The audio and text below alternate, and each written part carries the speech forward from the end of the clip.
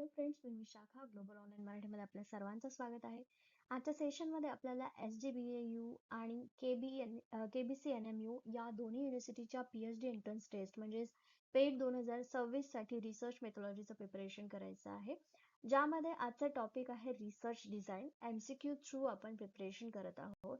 So यामध्ये MCQ series मध्ये काही टॉपिक वाईज MCQज आपण बघत आहोत. आजच्या सेशनमध्ये या टॉपिक वरचे MCQज आपण बघूयात, जे तुम्हाला या पेट एक्झाम मध्ये स्कोर बूस्ट करण्यासाठी हेल्प करतील.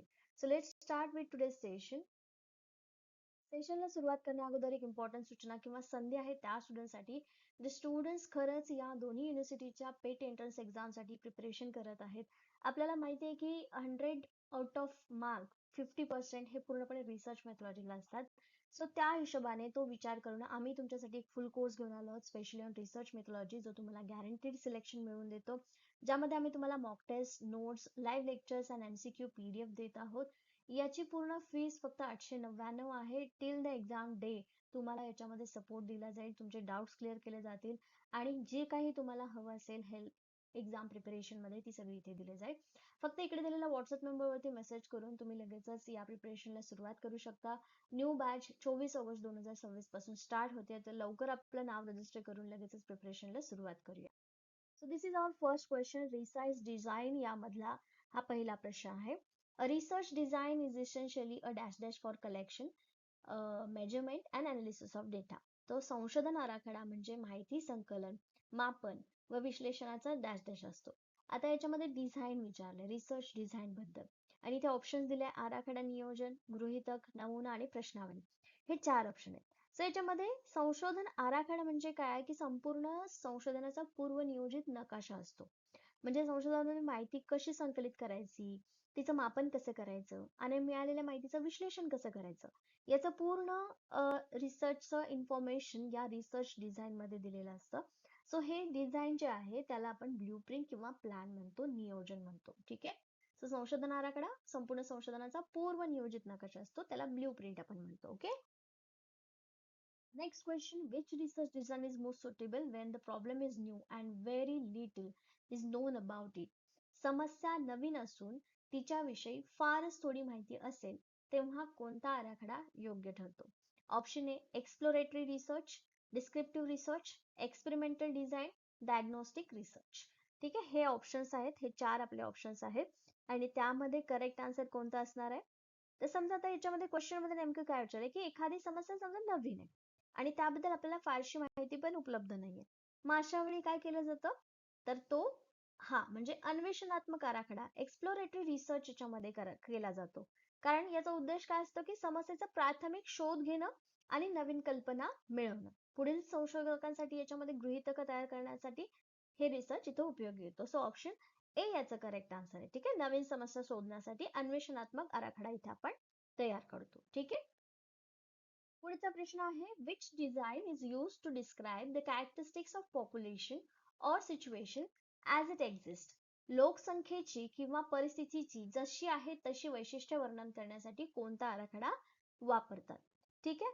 सो ऑप्शन्स आहेत: descriptive design, exploratory design, experimental design and longitudinal design. So या ऑप्शन्स पैकी काय म्हणायचं याच्यामध्ये? पॉप्युलेशन किंवा सिच्युएशन जी आहे, जशी आहे त्याची वैशिष्ट्य असतील तर काय असेल, कुठलं वैशिष्ट्य? म्हणजे आता ह्याच्यामध्ये थोडक्यात काय विचारलंय की जशी सिच्युएशन आहे तसंच तुम्हाला प्रेझेंट करायचंय.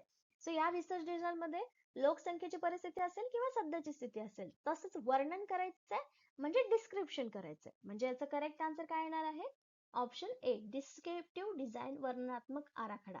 कारण यात काय आहे हे अचूक वर्णन केले जाते, याच्यामध्ये कारण संबंध तपासला जात नाही. ठीक आहे. सो म्हणून ऑप्शन ए इथे करेक्ट आहे. The next question: in an experimental design, the variable manipulated by the researcher is called प्रायोगिक आराखड्यात संशोधन जाणीवपूर्वक बदल घडवतो त्या चलाला काय म्हणतात? These are the options. ठीक आहे. म्हणजे तुमचा जो काही एक्सपेरिमेंटल प्रायोगिक आराखडा आहे, सो याच्यामध्ये जर व्हेरिएबल्स आहेत, चल जे आहे त्याच्यामध्ये जर बदल करायचा असेल तर त्याच्यामध्ये कोणत्या घटकामध्ये बदल करू शकतो? स्वतंत्र चल, अवलंबित चल, बाह्य चल की नियंत्रित चल? आता अवलंबित चल जो आहे तो कशावर तरी डिपेंड असतो. ठीक आहे. सो जाणीवपूर्वक बदल जर करायचा असेल तर संशोधकाला ऑप्शन ए, इंडिपेंडेंट व्हेरिएबल मध्ये करता येऊ शकतो, स्वतंत्र व्हेरिएबल मध्ये करता येऊ शकतो. कारण याच्यामध्ये बदल केला तर बदलाचा परिणाम डिपेंडंट व्हेरिएबल होतो का हे तपासलं जातं. ठीक आहे, म्हणून इथे option A correct. The next question. In an experiment, the group that does not receive the experimental treatment is called. प्रयोगात ज्या गटाला प्रायोगिक उपचार दिला जात नाही त्याला काय म्हणतात? Control group, experimental group, random group, match group. And these are the options. नियंत्रित गट, प्रायोगिक गट, यादृच्छिक गट, जुळवलेला गट. ठीक आहे, या प्रश्नांपैकी करेक्ट आन्सर कोणतं येईल मग? प्रयोगामध्ये एका गटाला ट्रीटमेंट दिला जातो आणि दुसऱ्या गटाला ट्रीटमेंट दिला जात नाही. म्हणजेच जर समजा आता एखादं औषध आहे, ठीक आहे, त्या औषधामध्ये ते औषध दोन ग्रुप तयार केले जातात, ए ग्रुप आणि बी ग्रुप. दोघांमध्ये 5-5 लोक आहेत. सो एक नवीन मेडिसिन तयार केलं, माणसांवरती नाही, समजा प्राण्यांवरती पहिले टेस्ट केलं जातं ते. पण कसं आहे, तर आता ह्या ग्रुपमध्ये 5 व्यक्ती किंवा 5 युनिट्स आहेत, त्याच्यावरती ते टेस्ट केलं जातं. तर हे टेस्ट करण्यासाठी कुठल्या तरी एका गटाला दिलं जातं आणि कुठल्या तरी एका गटाला दिलं जात नाही. मग त्या गटाला काय म्हटलं जातं? सो त्याला म्हटलं जातं कंट्रोल ग्रुप. ठीक आहे, नियंत्रित गट. कारण ते औषध दिलेला गट म्हणजे कंट्रोल ग्रुप आहे, न दिलेला गट. ठीक आहे, म्हणजे त्यांना आपण जाणीवपूर्वक काय केलेलं आहे, कंट्रोल केलेलं आहे. हे आहे कंट्रोल ग्रुप आणि हा आहे आपला ट्रीटमेंट केलेला ग्रुप. ठीक आहे, सो इथे ऑप्शन ए करेक्ट.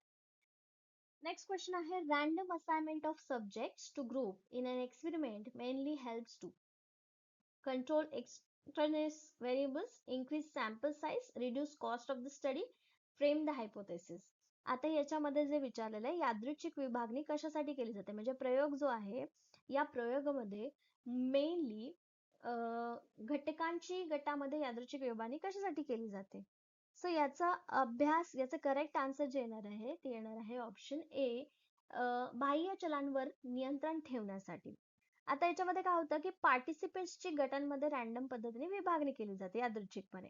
तर दोन्ही गट तुलनेने समान होतात आणि मग बाह्य चलांचा प्रभाव नियंत्रित करण्यास काय होत असते, मदत होते. आणि त्यामुळे मग प्रयोग जो असतो त्या प्रयोगातून मिळालेला परिणाम कसा असतो, एक्स्ट्रा म्हणजे अधिक परिणामकारक, विश्वासार्ह असतो किंवा तपासतो तो विश्वासार्हता. त्यामुळे ते कंट्रोल, बाह्य चलांवर नियंत्रण ठेवण्यासाठी ही यादृच्छिक विभागणी केली जाते. The next question. Before and after with control group is an example of which type of design? नियंत्रित गटासह पूर्व पाश्चात हा कोणत्या प्रकारचा आराखड्याचा नमुना आहे? Formal experimental design, exploratory design, case study design की सर्वे डिझाईन. मराठीमध्ये पण ऑप्शन्स आहेत त्याच्यामध्ये. सो नियंत्रित गटासह पूर्व पाश्चात प्रकारचा आराखडा नमुना कोणता असणार आहे? सो या पद्धतीमध्ये कंट्रोल ग्रुप असतो आणि ट्रीटमेंटच्या नंतर व आधी मेजरमेंट केलं जातं. त्यामुळे याला काय म्हणतो आपण, औपचारिक प्रायोगिक आराखडा म्हणजे फॉर्मल एक्सपेरिमेंटल डिझाईन असं म्हणतो. सो याचं करेक्ट आन्सर येईल ऑप्शन ए. ठीक आहे. The next question. A Latin square design is preferred when the researchers want to control. Latin square आराखडा कोणत्या परिस्थितीत वापरला जातो, हा क्वेश्चन आहे. आता लॅटिन स्क्वेअर डिझाईन जे आहे ते दोन बाह्य घटकांचा प्रभाव नियंत्रित करता येतो, म्हणजे रोज आणि कॉलम्स यांच्या माध्यमातून दोन एक्सटर्नल फॅक्टर्स नियंत्रित केले जातात. तर याच्यामध्ये काय म्हटलं जातं, हे दोन एक्सटर्नल फॅक्टर्स नियंत्रित केले जातात. म्हणजे त्याचं करेक्ट आन्सर काय येणार आहे, ऑप्शन ए अगेन. ओके, दोन बाह्य घटकांवर नियंत्रण करण्यासाठी लॅटिन स्क्वेअर आराखडा वापरला जातो.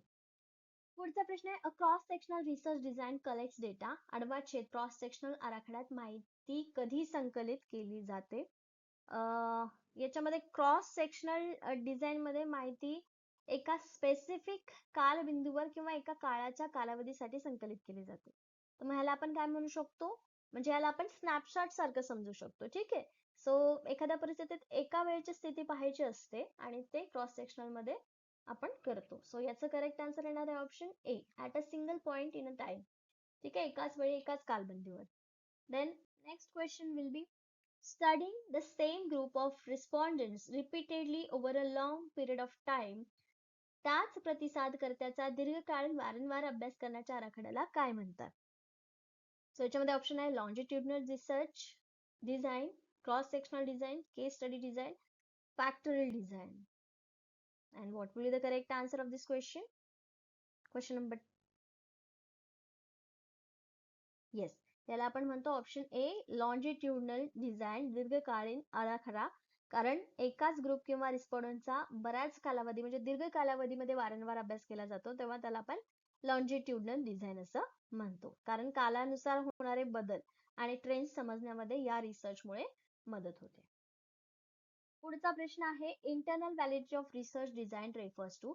संशोधन आराखड्याची अंतर्गत वैधता कशाशी संबंधित असते? स्वतंत्र चलामुळे परिणाम घडला का हे तपासणं, निष्कर्ष इतर गटांना लागू करणे, नमुन्याचा आकार आणि संशोधनाचा खर्च. हे 4 ऑप्शन आहेत आणि या 4 ऑप्शन्स पैकी इंटरनल व्हॅलिडिटी किंवा अंतर्गत वैधता तपासण्यासाठी नेमकं काय आवश्यक असतं? ऑप्शन ए स्वतंत्र चलामुळे परिणाम घडला का की ह्या सगळ्या गोष्टी तपासण्यासाठी. थोडक्यात काय इंटरनल व्हॅलिडिटी म्हणजे संशोधनामधून दिसून आलेला परिणाम खरोखर इंडिपेंडेंट व्हेरिएबल मुळे झाला आहे का हे तपासणं. आणि जर इतर बाह्य घटकांचा प्रभाव नियंत्रित असेल तर कारण आणि परिणाम संबंधावर अधिक विश्वास ठेवता येतो. हे तपासण्यासाठी आपण इंटरनल व्हॅलिडिटी अंतर्गत वैधता तपासतो. ठीक आहे. The next question. Internal validity of research design is mainly refers to संशोधन आराखड्याची बाह्य वैधता मुख्यतः कशाशी संबंधित असते? जनरलायझेबिलिटी ऑफ फाइंडिंग्स, निष्कर्षाची सार्वत्रिकता, accuracy of causal interference, कारण संबंधाची अचूकता, reliability of the tool, साधनांची विश्वसनीयता, speed of the data collection, माहिती संकलनाचा वेग. आता याच्यामध्ये कशाशी संबंधित आहे मग बाह्य वैधता? इंटरनल व्हॅलिडिटी आपण बघितलं. आता बाह्य वैधता हे कशाशी रिलेटेड आहे ते आपल्याला बघायचंय. सो एक्सटर्नल व्हॅलिडिटी म्हणजे संशोधनात मिळालेले निष्कर्ष व्यक्ती, गट, ठिकाण किंवा परिस्थितींना कितपत लागू होतात, म्हणजे सगळ्यांना जनरलाइज करताना कितपत ते योग्य आहे, जनरलाइज होतात की नाही हे चेक करणं म्हणजे एक्सटर्नल व्हॅलिडिटी. सो याचा करेक्ट आन्सर आहे ऑप्शन ए. ठीक आहे, निष्कर्षाची सार्वत्रिकता. पुढचा प्रश्न, intensive in depth study of single unit और केस इज नोन ॲज. एकाच घटकाचा सखोल व सूक्ष्म अभ्यास करणाऱ्या पद्धतीला काय म्हणतात? Option A case study design, survey design, factorial design, panel design. So I think आजच्या या क्वेश्चन्सचं म्हणजे आपण ए मोस्टली आन्सर देतोय, बट ते का आहे ते पण समजून घ्या इथे. त्याला आपण काय म्हणतो? केस स्टडी डिझाईन. ठीक आहे, 13 चा आन्सर काय येणार आहे मग? केस स्टडी डिझाईन. केस स्टडी म्हणजे काय की एकाच घटकाचा आपण अभ्यास करतो, म्हणजे सर्वांगीण अभ्यास करतो, सगळ्या प्रकारच्या गुणांचा अभ्यास करतो एकच युनिट घेऊन. ठीक आहे, म्हणजे एकाच व्यक्तीचा, संस्थेचा, गटाचा किंवा घटनेचा सखोल अभ्यास करतो, त्याला केस स्टडी डिझाईन म्हणतो. Then next question, which of the following is not a component of research design? पुढीलपैकी कोणता घटक संशोधन आराखड्याचा भाग नाही? And these are the options: sampling design, observation design, statistical design and literature design. And the correct answer is of course option D, साहित्य आराखडा. म्हणजे आता सॅम्पलिंग असेल, निरीक्षण असेल किंवा सांख्यिकीय आराखडा असेल, हे सगळं आपण संशोधनाच्या आराखड्यामध्ये ऑलरेडी प्लॅन करतो, बरोबर, आधी इन्फॉर्मेशन घेऊन सगळे इत्यादी घटकांचा समावेश त्याच्यामध्ये करतो. पण लिटरेचर रिव्ह्यू हा रिसर्च डिझाईनच्या आधीचा भाग आहे, जे रिसर्च डिझाईनच्या अगोदर नाही, त्याच्यामध्ये आपण रिसर्च डिझाईन कंपोनंट म्हणून त्याला वापरत नाही रिसर्च डिझाईन मध्ये. ठीक आहे, त्याला आपण अभ्यास करतो आधी रिसर्च डिझाईन बनवण्यासाठी किंवा आपला टॉपिक डिसाईड करण्यासाठी. ठीक आहे. The next question, the main objective of good research design is to obtain. चांगल्या संशोधन आराखड्याचा मुख्य उद्देश काय? आता याचा मुख्य उद्देश काय असेल? आणि हे ऑप्शन्स आहेत आपले की maximum information with minimum effort, time and money. कमी श्रम, वेळ व पैशात जास्तीत जास्त माहिती देणं. A large sample at any cost, कोणत्याही किमतीत मोठा नमुना. सपोर्ट फॉर रिसर्चर्स ओपिनियन, संशोधकाच्या मताला पुष्टी देणं. लॉंगर ड्युरेशन ऑफ स्टडी, अभ्यासाचा दीर्घ कालावधी. याचं करेक्ट आन्सर आहे ऑप्शन ए. मुख्य उद्देश जो आहे तो कमीत कमी वेळामध्ये, कमीत कमी पैशामध्ये जास्तीत जास्त चांगली इन्फॉर्मेशन देणं हा त्याचा मुख्य उद्देश असतो. ठीक आहे. पुढचा प्रश्न आहे, pilot study is conducted mainly to. पूर्व चाचणी, पायलट स्टडी मुख्यतः कशासाठी घेतली जाते? याबद्दल मागच्या सेशन मध्ये पण क्वेश्चन विचारला होता. ठीक आहे, तर पूर्व चाचणी कशासाठी घेतली जाते? These are the options: आराखडा व साधनांची व्यवहार्यता तपासण्यासाठी, अंतिम अहवाल प्रकाशित करण्यासाठी, मुख्य अभ्यासाच्या जागी की गृहीतक खरे ठरवण्यासाठी. आणि याचा करेक्ट आन्सर आहे ऑप्शन ए. जे काही तुमच्याकडे आराखडा आहे, संसाधन आहेत, त्यांची व्यवहार्यता तपासण्यासाठी. ठीक आहे. सो लहान प्रमाणावरील चाचणीमुळे प्रश्नावली आणि आराखड्यातील त्रुटी ज्या आहेत त्या आधीच आपल्याला सुधारता येतात. म्हणून पायलट स्टडी आवश्यक आहे आणि पायलट स्टडी केला जातो. ठीक आहे. टेस्ट द फिजिबिलिटी, व्यवहार्यता तपासण्यासाठी. पुढचा प्रश्न आहे, in a completely randomise design treatments are assigned to units. यादृच्छिक आराखड्यात CRD उपचारांची विभागणी कशी केली जाते? एंटायरली ॲट रँडम, पूर्णतः यादृच्छिक पद्धतीने, बाय द रिसर्चर्स चॉईस, संशोधकांच्या पसंतीनुसार, इन फिक्स ब्लॉक्स ओनली, केवळ निश्चित गटामध्ये, बाय रिस्पॉन्डंट्स देमसेल्स, प्रतिसादकर्त्यांच्या मर्जीनुसार. तर याच्यामध्ये जे प्रश्न विचारलाय की यादृच्छिक आराखडा म्हणजे आपला रँडमाइज डिझाईन जे असतात त्याच्यामध्ये CRD म्हणजे काय, कम्प्लिटली रँडमाइज डिझाईन. यामध्ये ट्रीटमेंट्स आणि युनिट्स मध्ये विभागणी पूर्णपणे रँडम पद्धतीने केली जाते, यादृच्छिक पद्धतीने केली जाते. सो कोणतेही फिक्स ब्लॉक्स किंवा ग्रुपिंग याच्यामध्ये होत नाही. म्हणजे याच्यामध्ये करेक्ट आन्सर काय आहे? Obviously option A, entirely random, पूर्णतः यादृच्छिक पद्धतीने यांची विभागणी केली जाते. ठीक आहे. नेक्स्ट क्वेश्चन आहे, diagnostic research design is mainly concern with. निदानात्मक संशोधन आराखडा मुख्यतः कशाशी संबंधित आहे? Cause and association of the problem, समस्येची कारणे आणि सहसंबंध. ओनली काउंटिंग फ्रिक्वेन्सीज, केवळ वारंवारिता मोजणे. फॉर्म्युलेटिंग अ न्यू हायपोथेसिस, नवीन गृहीतक मांडणं. रिव्ह्यूइंग पास्ट लिटरेचर. आता निदानात्मक संशोधन, डायग्नोसिस, मी काल एक्झाम्पल सांगितलं होतं डॉक्टरांचा. ठीक आहे. डायग्नोज करतात ते, म्हणजेच काय करतात, तुमच्या गोष्टींचा आढावा घेतात. कुठल्या गोष्टींचा? तर याच्यामध्ये तुमचं कारण आणि समस्या जी आहे त्यांचा सहसंबंध जोडणं गरजेचं आहे. म्हणजे ताप येतोय, का येतोय, त्याचं निदानात्मक संशोधन केलं जातं. ठीक आहे. So option A is the correct answer. The next question, an extraneous variable that distorts the relationship between IV and DV is called. स्वतंत्र, इंडिपेंडेंट व्हेरिएबल आणि डिपेंडेंट व्हेरिएबल, IV आणि DV. ओके. स्वतंत्र व अवलंबित चलातील संबंध विकृत करणाऱ्या बाह्य चलाला काय म्हणतात? म्हणजे गोंधळ निर्माण करणारे चल, अवलंबित चल, नियंत्रित चल की विच्छिन्न चल. ठीक आहे. आता याच्यामध्ये जो प्रश्न विचारलाय त्या प्रश्नामध्ये त्यांनी आपल्याला असं विचारलेलं आहे की जे इंडिपेंडेंट व्हेरिएबल आणि डिपेंडेंट व्हेरिएबल आहे यांच्यामधलं रिलेशन खरा डिसॉर्ट करण्यासाठी एक्सटर्नियस व्हेरिएबलला काय म्हणतात, जे व्हेरिएबल्स असतात त्यांना. ठीक आहे.